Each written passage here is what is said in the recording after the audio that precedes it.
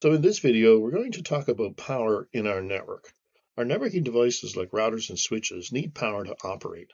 So we have some dangers here of power disruptions. If we have an overvoltage, for instance, the power doesn't go away, but maybe a lightning strike somewhere along the way caused a overvoltage on our lines. Well, that could damage our equipment.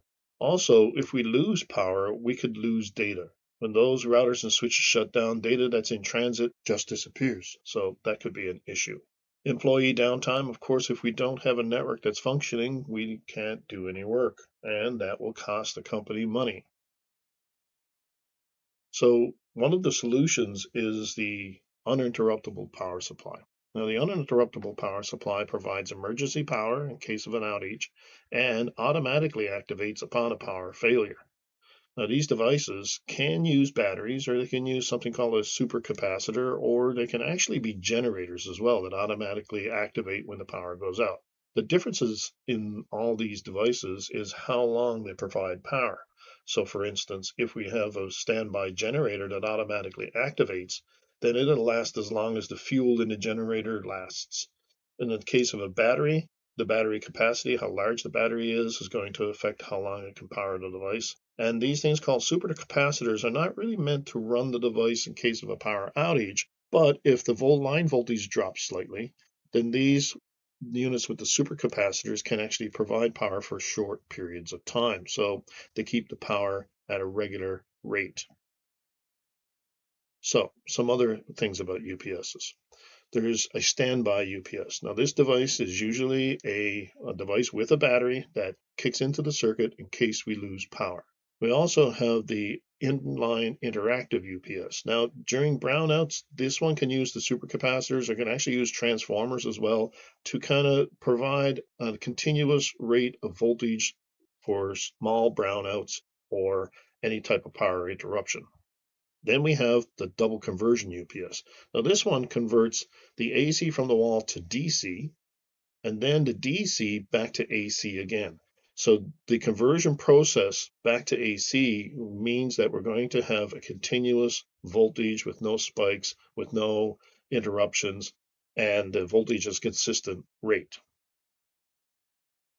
The power distribution unit isn't a backup power device at all, but rather a way to power our devices in our closet to our switches and routers. And some of them have monitors built into them where we can see how much power is being consumed by each one of the devices that are connected to this unit. And again, it distributes the power to multiple outlets. So that device is a power distribution rather than a backup power unit. So some of the PDU types is your basic PDU, which again just is a power distribution unit which we plug in all of our devices to provide power to multiple outlets. There's a metered input PDU. Now this one is a little more sophisticated in that it has a meter and it can collect data on how much electricity or how much power is being consumed by the devices that are plugged into it. And you can collect that information and use it for planning, for instance, on how to save money on your electricity or how these devices are actually using power in your network.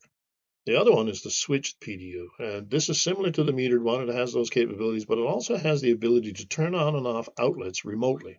So you wouldn't have to go to the closet to enable or disable the device or turn it on or turn it off. You can do it remotely through a piece of software that can turn on and off switches, basically, that disable or enable those power ports. Now, for some considerations for choosing a UPS or PDU, well, it will depend on how the equipment is being used. For instance, if it's a mission critical equipment that has to keep running all the time, then you will choose the UPS because remember the PDU does not provide any power. Now, what kind of UPS would you choose? Well, if it's a mission critical system that cannot afford to be down, you might go with a generator option, which automatically kicks in when the power goes out. Now, those generators take time to actually activate, so you might also supplement that with a UPS that has a battery on board where the switchover time will be a lot less. So when the power goes out, the battery UPS kicks in, keeps the equipment running, and then your generators actually activate and keep the equipment running pretty much forever if you keep feeding fuel to them. So it depends on how the equipment is being used. Also, you have to look at the equipment needs and specifications. So if equipment is very sensitive, then you might want to filter the electricity coming to it. Maybe you're not interested in keeping it running forever, so you use a different type of UPS that has those supercapacitors, and they're there to keep the power nice and clean. So there's no under voltages or over voltages, but these under and over voltages are for a very short period of time.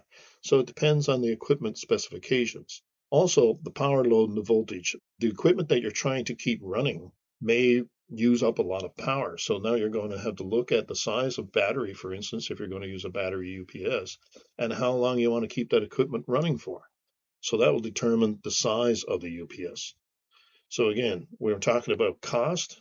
It depends on how mission critical that data is.